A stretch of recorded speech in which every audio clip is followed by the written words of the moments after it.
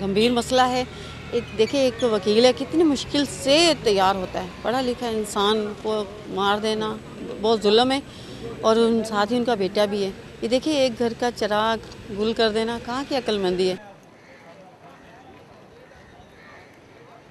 सारे परेशान लोग हाई कोर्ट आ रहे हैं, अपनी इंसाफ के लिए आ रहे होते हैं। हम चाहते हैं कि उनकी दादरसी हो, लेकिन क्या है कि वो हमें ही दिली आज़ारी दे रहे हैं ताकि हम काम ना कर सके सुकून के साथ।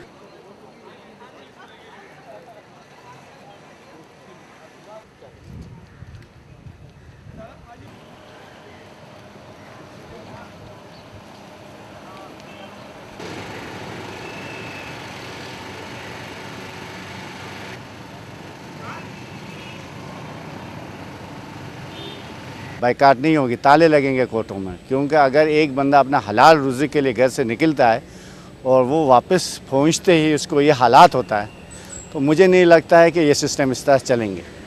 हमारे हिसाब से टोटली ये failure of the government, failure of the systems and failure of the agencies.